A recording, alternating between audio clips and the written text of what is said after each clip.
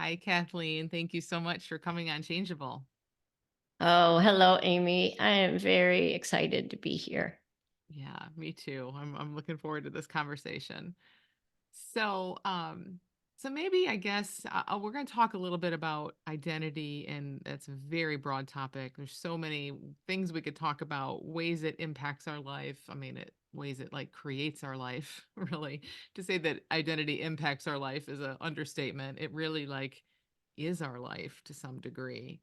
So there's so much here I'm excited about, but I guess maybe for people, just to get a sense of who you are, maybe just tell us a little bit about yourself. Yeah.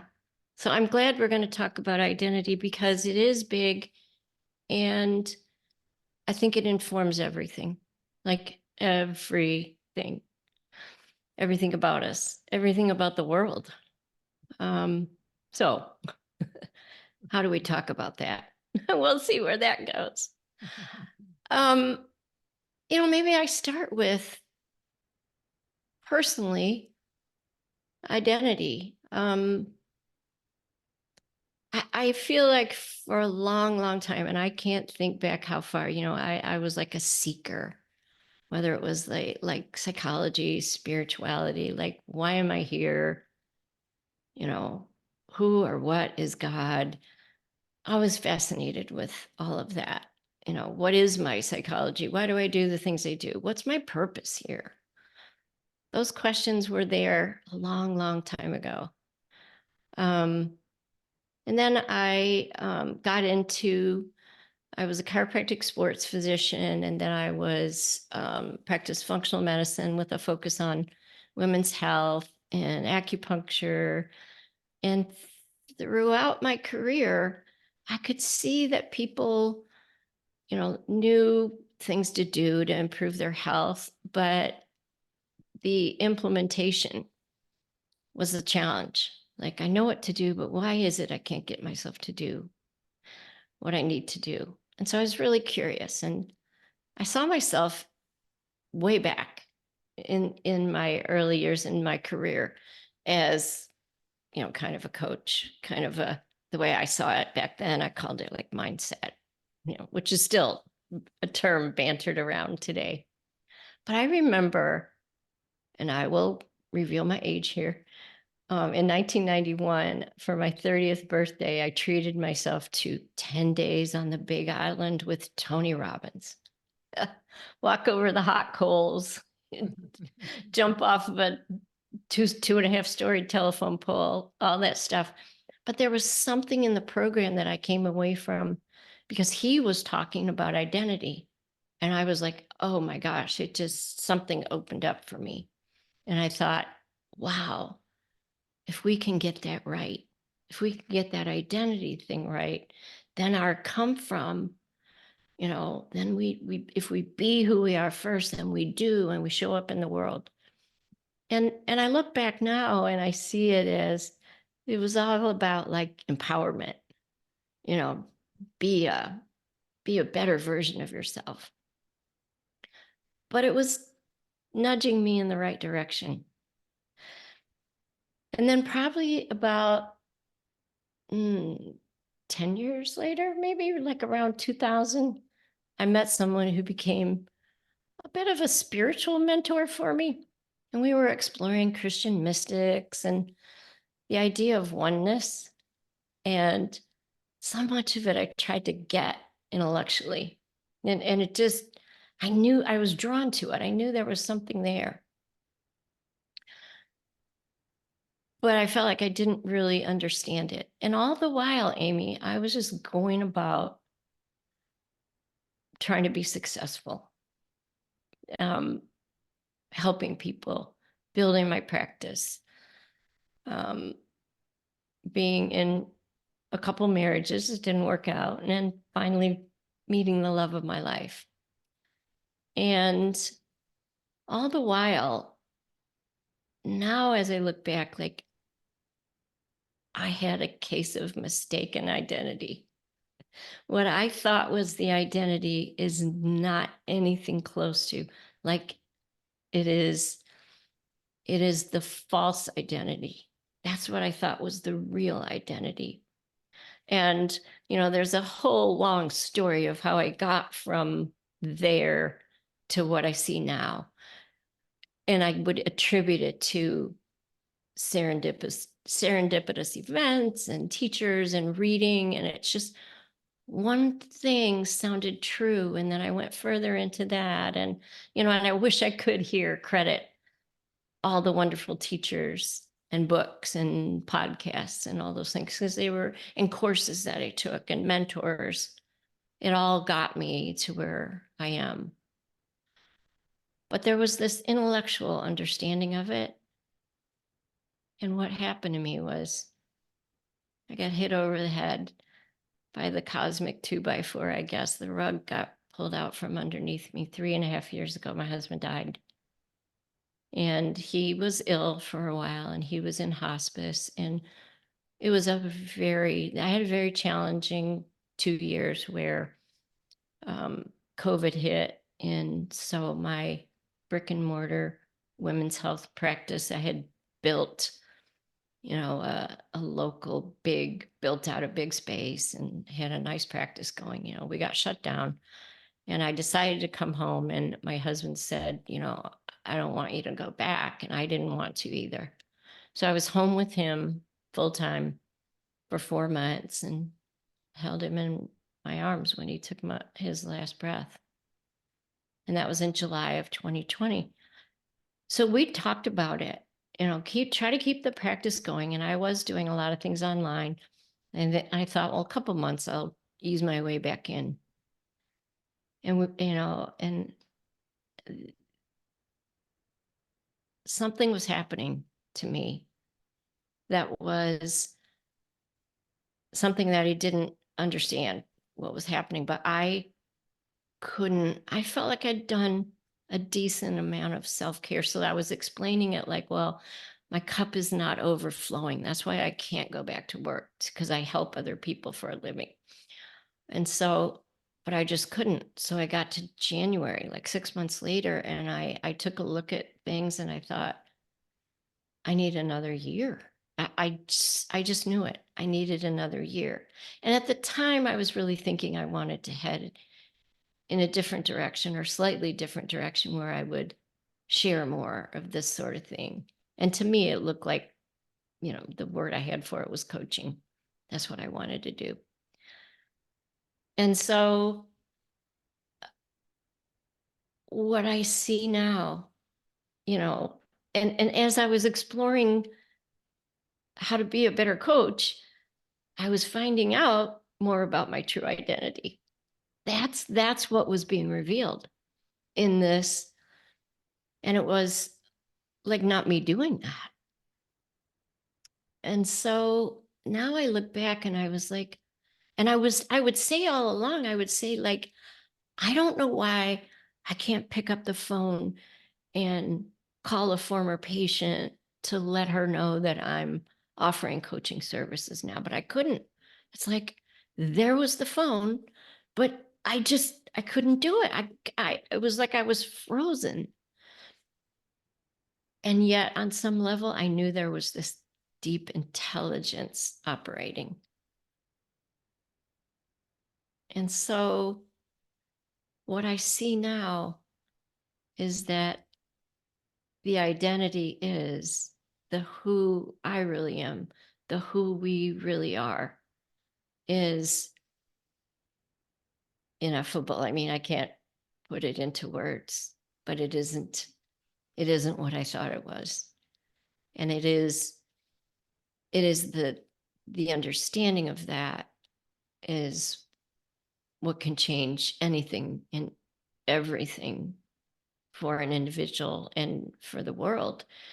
And it sounds like a really big claim to make, but the way I see it, it's true that when we understand that we are pure unconditional love, that we are a space of limitless potential and possibility, that we are, something, we inhabit a body, we have thoughts, we have beliefs, We have a history. We may have had challenge and trauma.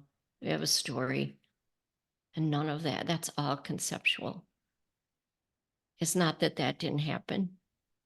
It's not that we don't have a body. I mean, I have a knee with 2 screws in it, but the me, the real me, just inhabits that body. It's not who I am. So knowing that, understanding that, it it has implications in every possible domain of life. And it flips everything upside down. The the self-help, the positive psychology, the mindset, the empowerment that look to me like what would bring peace and contentment and happiness and change and if I got that all right, my marriages would be better, my practice would grow, I'd reach more people in the world, and I'd you know be an agent of change. And it was all based on trying to improve and fix an identity that was conceptual. So it's not even real. I mean, in addition to not being who we are, it doesn't really even exist except for in our mind. So I still operate as that identity, but I catch myself, and it's fun and it's laughable now most of the time. Sometimes it's not so funny.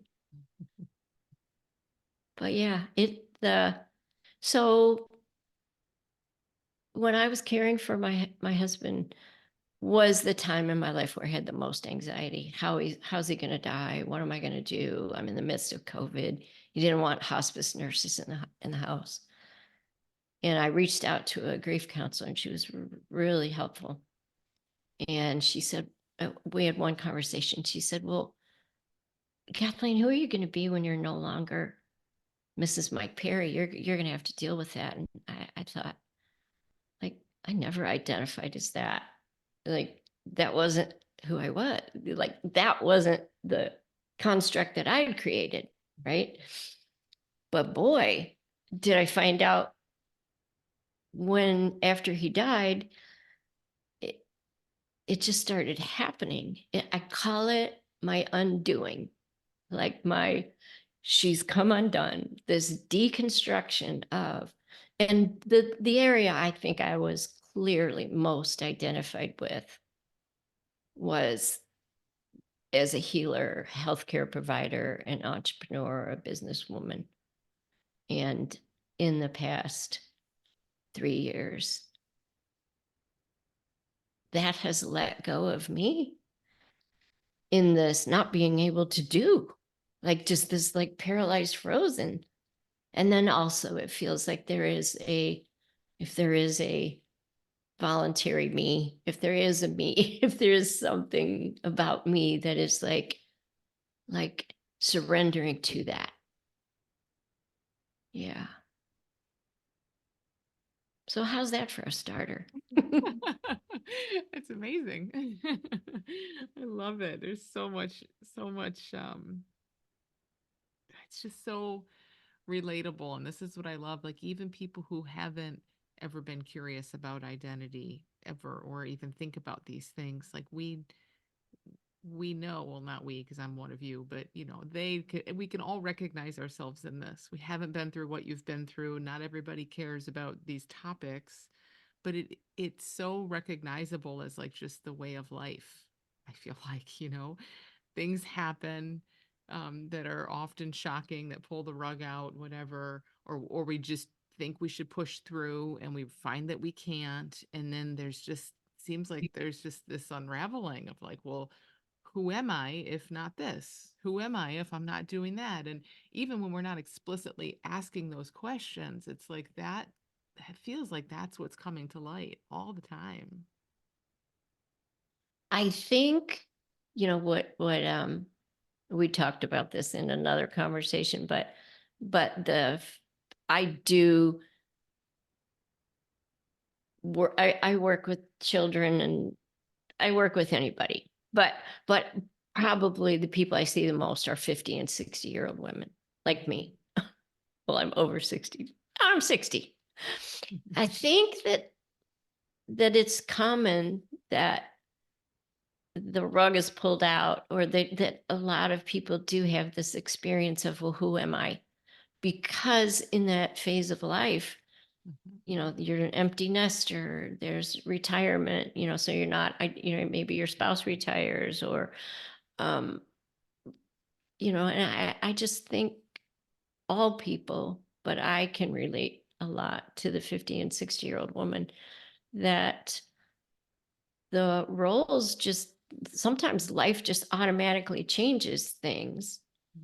And then and when we get to be 50 and 60, it might not be your spouse, but people you love and people close to you die, and that all of a sudden. So I don't know, whatever it is, life serves up, you know, Yeah. and something that gave people questioning, who am I? Um, but also, Amy, I think I always say people come to me with either they're up against something or they're up to something, or whether they come to me, whether I'm just talking to a friend that I play pickleball with, you know, I hear that in their story. This, seeing who they truly are, to me is the solution to the what am I up to that I feel stuck around, or what am I up against that I'm feeling like I got to make a decision and I don't see the answer.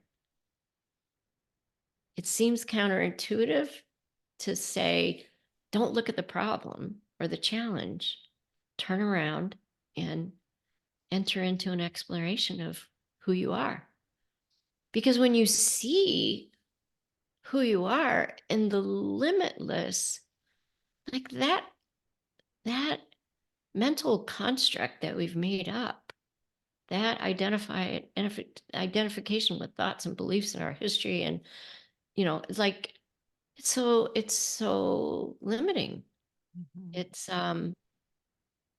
so people might not be curious about who am I, but they sure are up to something or up against something in their life, and my encouragement is to just, like, people will probably listen to this conversation. I hope, I'm sure we both hope, and they'll go, wow, I never thought about how what I'm up to or what I'm up against could shift and change by taking a look at who am I. Yeah. Seems kind of weird. Would you say that's because this is just what comes up for me, but I want to hear you flesh it out a bit if you could. Like the challenge when we're up to something or up against something and there's some challenge, it looks to me like in some way that challenge is just revealing an identification with anything, right?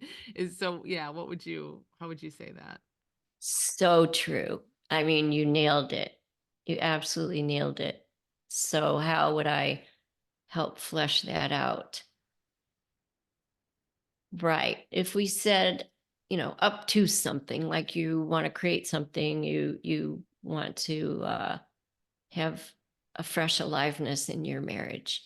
You, you want to create the finances for a vacation, or you're up against, you know, I'm not moving my body enough. I want to start exercising. I want to establish a kind of a, autopilot habit in my life. Um, the fact that those things look like problems point back to a case of mistaken identity. Like, and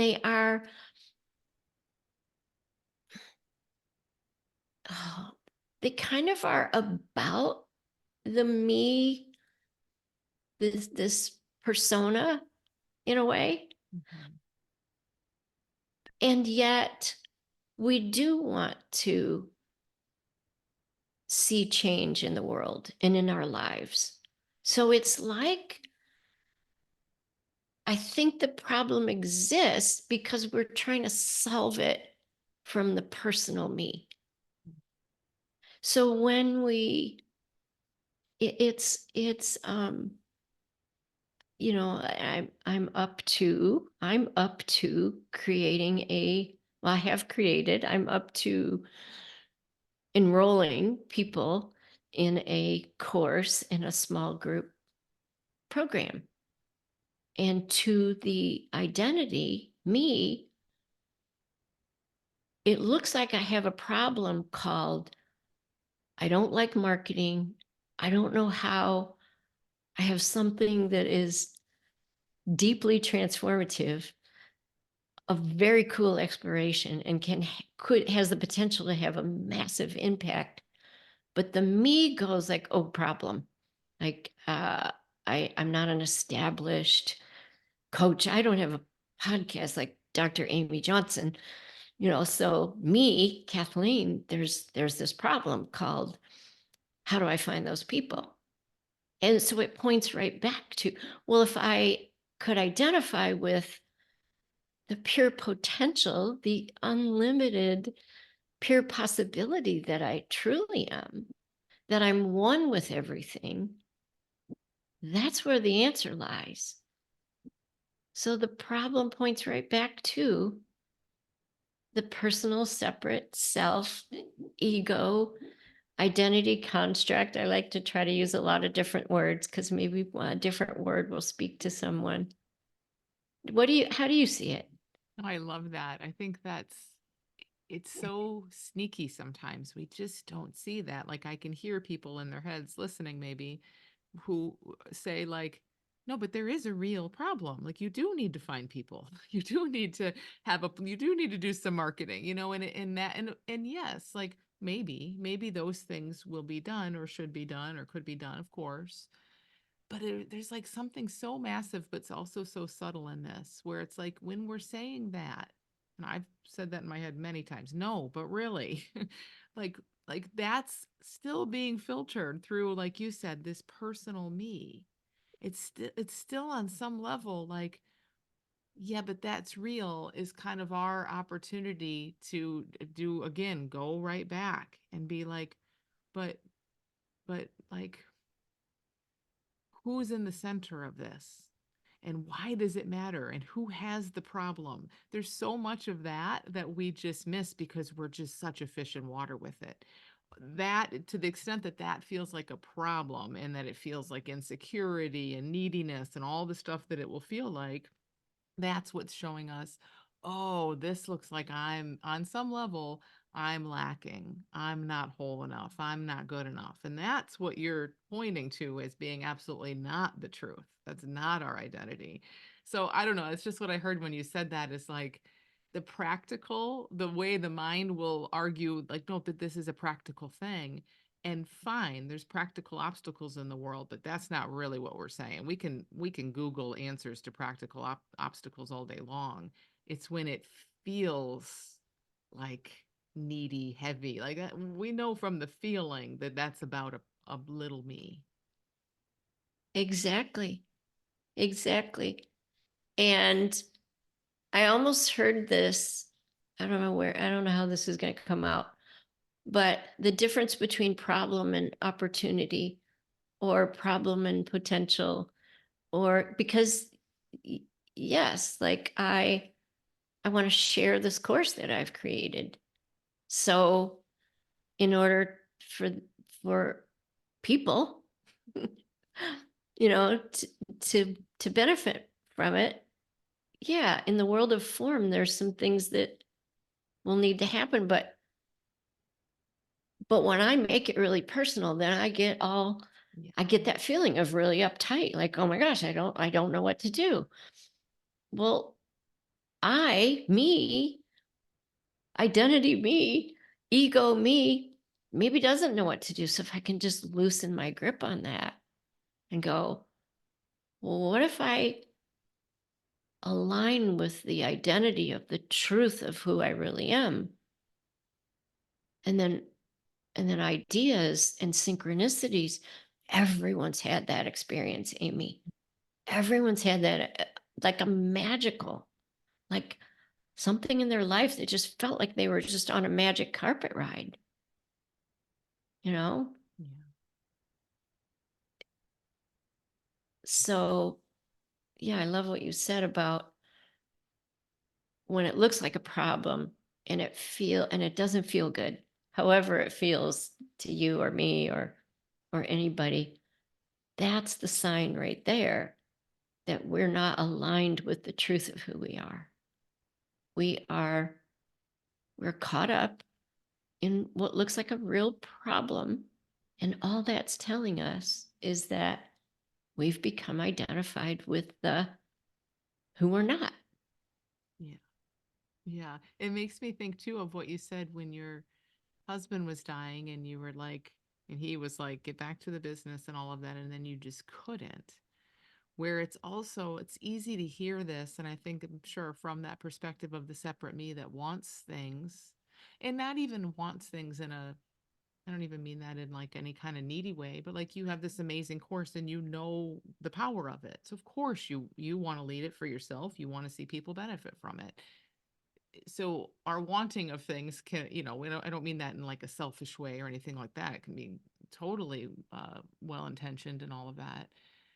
But it's funny how this me had part of that little identity as less than the whole of everything seems to bring with it just agendas and ideas like that this course should fill now as opposed to next year, just like when Mike was dying and it was like, oh, I should get back in the business now, and then life was like, no, you shouldn't.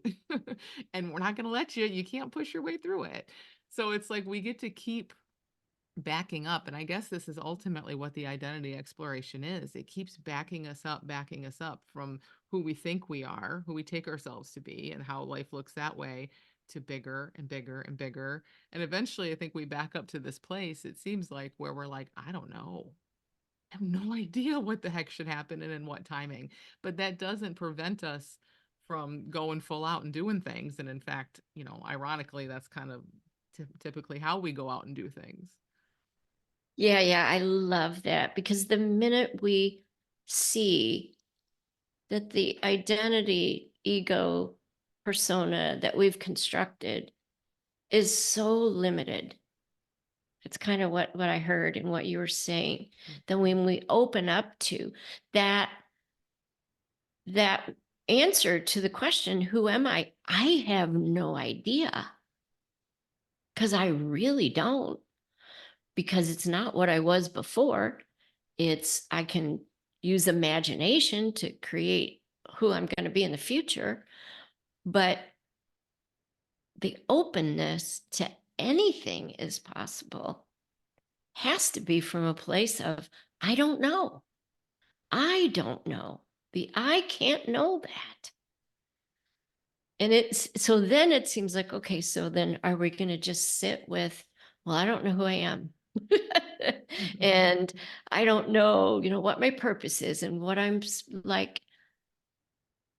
But you were talking about this wanting, and that's this, like, with equal passion. I'm curious about desire, and I've been writing blog posts and thinking about books on identity, or the other topic was desire is divine, because I see, and it can be wanting can be another word, but desire to me has a it has a to me it's the spark, it's the communication with this oneness, this divine, this life force energy. It is that coming alive. And I love, like, an exploration of the creative process and how I see us as a vessel of to be used for for creativity. And but when we but when we can be that vessel from a place of I don't know. I don't know who I am. I don't know. And yet I feel the soul tug. I'm like, I already created the course. I don't know where the people are, but that creative, like it really is about a lot about what I've been exploring on identity and desire, that I created a course that just came, like literally came through me. Yeah. So anyway, No, I love that. It's like, yeah, like this place of just watching. That's how I think. And I don't, people can make that a thing too much too, but like that I don't know place is like, ooh, there's a pull, there's something, there's desire. It naturally propels you into action. And then, but then, yeah, who knows what that's going to look like exactly. It's almost just this, like I love the question, oh, I wonder what's going to happen. That's been so helpful for me because it used to look very much like I need to know what's going, not only know what's going to happen, but then make it happen. And it's up to me to decide what's going to happen. And to have that flipped years ago, be like, ooh, I wonder what wants to happen, or I wonder what's going to happen, especially when it's time to do something that feels like a challenge or make a decision. It's such a reminder that as that bigger identity, yeah, we just get to watch it unfold. yeah, I know that when the shift for me from I need to make it happen, really, really started happening. Like I said, all this stuff was, I had it intellectually, but it was not an embodied lived experience in my life. I was still on the hamster wheel of success. I got exhausted. I mean, it was exhausting. That was part of the feeling of paralysis of like, I just can't pick up the phone and call somebody because I was tired. And it wasn't, I mean, yeah, I was grieving. I'd been through a lot, and then I had two other deaths within the next couple of years. Like it just, but a lot of the fatigue was, just grabbing that steering wheel of life. Like it's up to me. If it's to be, it's up to me. So, and I also, when you said, I wonder what's going to happen, I remember a time when that felt like curiosity and wonder didn't feel safe. Like, well, because it meant that I had to realize that I really didn't have control anyway, Yeah. and that I wanted to stop trying to make it happen because I was exhausted, and yet I had to become so simultaneously, as I was becoming undone, as this deconstruction of who I thought I was happening, a grounding into who I was happening. And that's where trust came. And that's why, you know, right now, the working title of my course is the Self Reclamation Project. But that there's a home, there's a, there's a space, there's a knowing of this who we are that is formless, and it is, the more we experience it, and again, this can start to again look like a strategy or a technique, and it's, a place for more conversation, but all of it started feeling safe. And then it was curiosity and wonder was able to open up for me. And I bring that up because it's been the experience of a lot of people that I've worked with who, as they start to explore who they're not until they get more grounded in who they are, there can be this feeling of like groundlessness. of, wait a minute, this is really confronting, because I'm starting to see who I'm not, but yet I'm not really sure what I am. And I don't know, I think for different people, like, the volume is turned up on one more than the other, or sometimes they're both. I felt it for me happening at the same time. It seemed like it was, but I think for other people, sometimes like this shedding or deconstruction, the shedding of the ego identity, um, happens abruptly before they've had a chance to really. That's why this conversation about identity, like who you are, can be so helpful. If life has, see, I think in grief, talked to a lot of people since my husband died.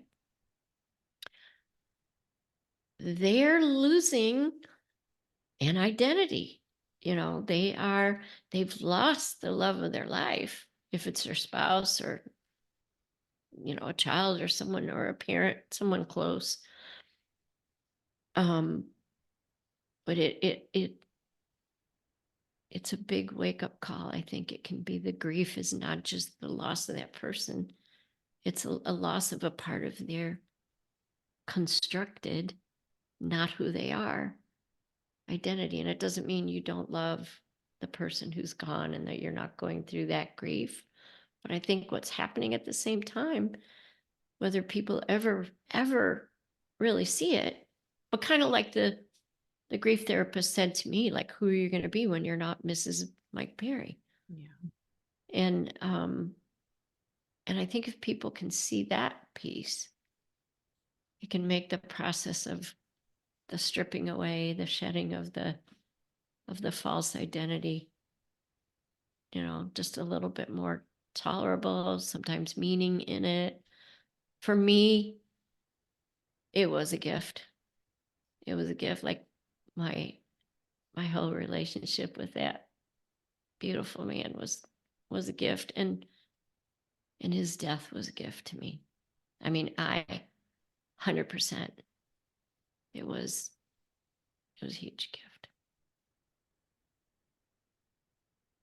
That I love this topic too, of just how it can be hard, and I mean, just how the mind, as identities are being pulled away and questioned and coming undone, how the mind scrambles to like find anything in its place. And so, and I think that, like you said, sometimes when it's really terrifying and discombobulating, it feels like it's like there's still a sense of everything separate, and now everything separate, that I don't know who I am in this land of separation. And this is just one way of saying it. Maybe doesn't happen. I know it doesn't happen this way for everyone, but it's almost like as we swing now to like not so much a new identity, but a bigger perspective of like, no, we're everything. You're nothing in a sense. You're nothing that you thought you were, really, and that's the scary part at times. But you're not just out here floating around in nothingness. Like, we're also everything. And I don't know, there's something in that that's so beautiful. And it just feels like it speaks to exactly what you've been through in the last few years, especially, and what you're speaking to, and speaks to, for people listening, like just the benefit of having some context, having some support as we're going through this. I agree with you that this is the absolute most fundamental, best exploration to go on for anything. If right, just because, but especially if you're up against stuff or whatever. But yeah, to do it with someone is huge. Yeah, that is huge, Amy. Like, I did a lot of what I did in isolation. But I found community eventually. And I found my community, Mhm. and that was part of the gift. Like, it led me to my community. And so, going through something like this, or just being up to something cool, it's fun to do it in a community of people that are, you know, curious and open and wondering about the same things that we are. And the other thing you said something about, I don't know, the word emptiness came up, like this who we are is that we're everything and we're one with everything and we're nothing. I, I had no idea what was going on, but like it was literally like clockwork. I'd wake up at 4 o'clock in the morning for 4 days after my husband died, laid on my back in bed with my two dogs for 4 hours. And we'd had oxygen concentrators running. And so that was all. And it was like pure silence. Normally, that's the time of day I would get up and I listen to podcasts and I'd be reading and I'd like, there's like all this input coming in. And I had no tolerance. I had no tolerance for noise. I had no tolerance to read anything. And there I laid, and I'm not like a meditator or anything, but I laid there awake for 4 hours. And when I got up to Denver, where I buried my husband, that's where my mentor, the guy I mentioned that I met in 2000, I had lunch with him and I was describing it to him, and he said, I was like, I have no idea what that was all about. But I was just, again, it was just this happened to me. And I felt the word for it was empty. And he was like, oh, that's it. That's presence. That's God. That's oneness. That's whatever a person's word for it. And it was like, I look back now and I was like, oh, that was my initiation. That was the portal. That was the beginning of the gift. And it just, I don't know, the mind, right? One thing I know my mind wants to do is like, well, how can I make that happen again? Like, well, not the illness and the death part, but Not that part. not the, but you know what? Guess what? I'm made for this life. We're all made for it. We're all, we're all, we're made for it. Yeah. We're made for feeling all the feelings. We're made for being with and present to whatever is happening. And we're made to re-engage, in the world of form, and to laugh and play and cry and all the things. I love Yeah. that you said that about re-engaging, because it's like that it doesn't have to happen like that again. You already had that. Now you're doing different things, and this is so big for everyone, right? Like we have these moments that were periods of time where it's like bliss and quietness and all of that. And of course, everybody's mind wants to hold on to that, but life comes back in because that's what happens. And how is life any less of a teacher than silence? Of course it isn't. It's all the same. It's all that emptiness in different form. And so just, I don't know, just how you said that is so beautiful. It feels like it kind of brings this full circle where it's like such an integration. And it's like anything we're up to, up against, doing in life is it. That's our opportunity to see identity right there. Exactly. That is the word.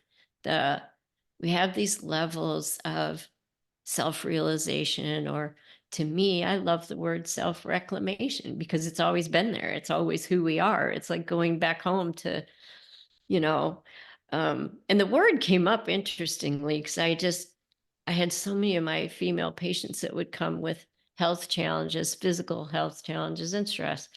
Like, I just want to feel like myself again. And it was funny. I was like, well, what self is that? And I knew what they meant. And somehow that word of self reclamation came from that. But I think we have these insights into our true nature, our essence. And then there's a process of integrating it. And then it becomes integrated. And then as you engage in the world, it's like everything looks different, and new things are created, and new relationships with different people are forged. And um yeah, yeah. So I think that this conversation speaks to, I hope it does speak to a lot of people at maybe crossroads in their life, or up against something big, or in that place where a role has changed. They're an empty nester, or they're the first. People talk about the first year of retirement is sometimes being challenging, like, now what. So there, whatever it is, it happens through life. So can you tell us a little bit about more about the course? It sounds amazing. And I love that we got this little inside peek to how it just sort of flowed through you too. It's really cool. Yeah. Yeah. And now, of course, I get to be an observer, and also the vessel of, the the the people that are, I believe, meant to be sharing this journey with me. So that's going to be really cool. Like, and I don't know, right? I'm in a place of I don't know. And then, of course, my mind doesn't want to jump in and go, but Kathleen, you should know, like, you've had 5 successful practices before. And I'm like, thank you very much. So, yes, the course will begin May 8th, and it will run until October 19th. And each month there will be 3 live webinars that will begin with some sharing on my part, which will be based on the curriculum that goes with the course. So it's a hybrid of an online curriculum with videos mostly, and some text, that probably on average is an hour to maximum 2 hours a month of content to consume. Um, no exercises, no homework, just consuming the content. Then we come together to share. I'll speak more about the content, and then we'll have an opportunity to share what people are seeing, answer any questions. And I've set it up where there are 3 live meetings like that per month. And they're at different times in different time zones. So, like a Tuesday noon, Wednesday evening, Saturday afternoon, something like that. And I encourage people to just make sure they attend at least one live. That's the commitment that I want. But more than one is great, because there's so much to be seen in the community. So the meetings, the webinars, the curriculum, then I'm going to establish like a buddy system where, and I think it will be apparent early on that the alchemy of the people that are drawn to this, everybody's going to be, maybe a little bit nervous in the beginning sharing, but it'll be soon clear, because I've done enough of this, that it's a safe space. So they'll get paired up with buddies. So each month it'll be 2s or 3s, depending on what enrollment looks like. And it'll just be a suggestion that they get together at least for an hour to share what they've seen. And then the next month it'll get mixed up, and they'll have new buddies. In between our meetings, and I'm available for questions. And the way I like to, I'm a talker more than a writer. So I like to answer questions with text or video. And so I haven't decided, depending on who enrolls, we might use WhatsApp or something like that. So they can email me a question, and then I'll provide the answer with text for everyone to see. Or if it's a video, it'll be in the portal for the online curriculum. In the beginning, we're going to look at who we're not. We're going to look at who we are. This is kind of month to month. And then we're going to kind of like play with these different domains of life. And I kind of have these little buckets the way I see it. But again, and the curriculum is set up But if something arises with the participants, hey, we're going to go in that direction. If that's the way life is taking the course, that's the way that the people are seeing what they're seeing. We'll follow that.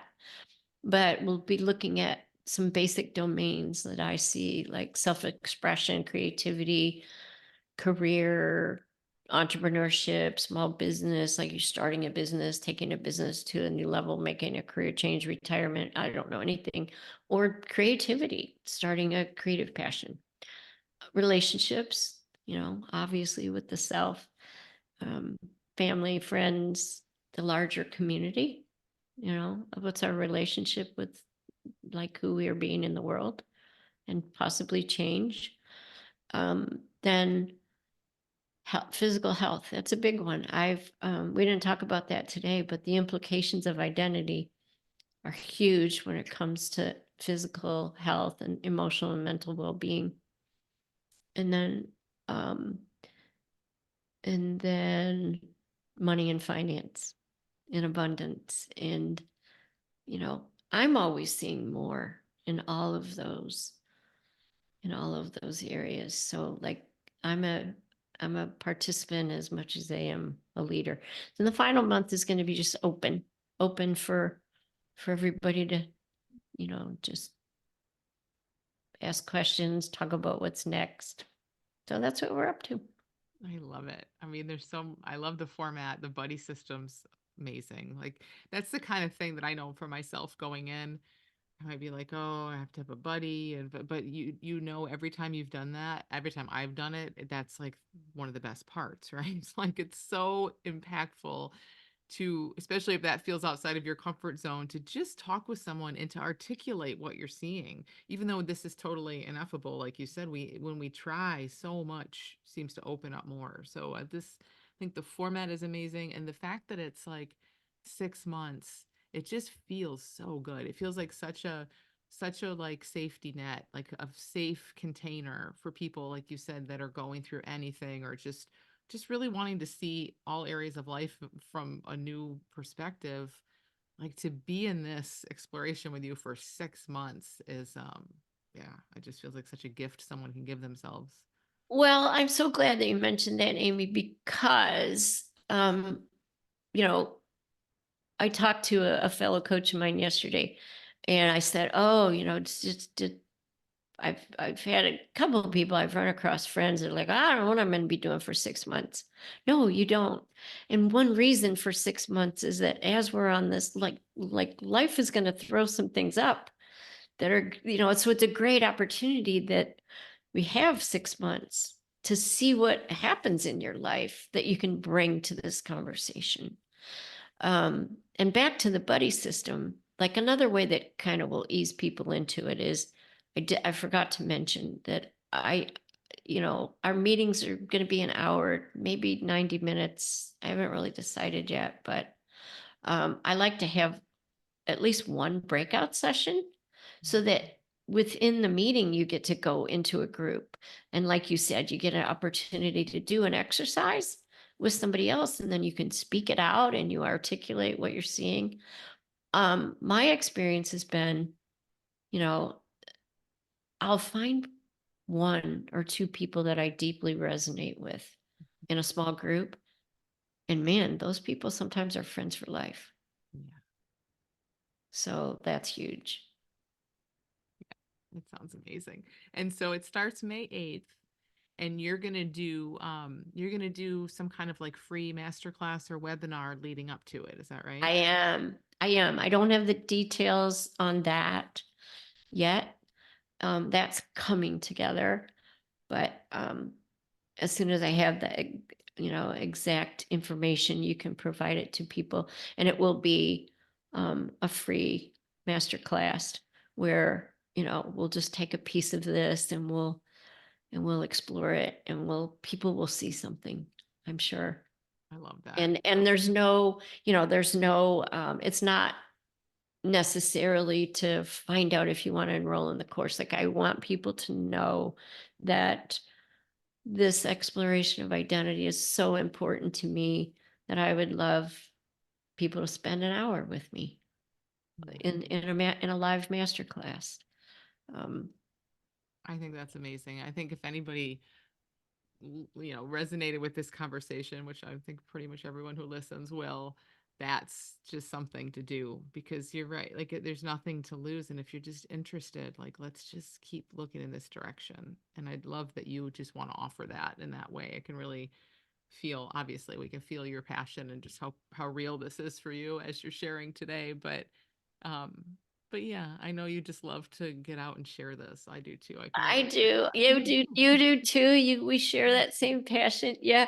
And also it made me think of the coach that I was talking to yesterday, my friend. She said, well, does somebody have to be up against something or up to something to do the 6-month program? Like, what if they're just curious about the exploration?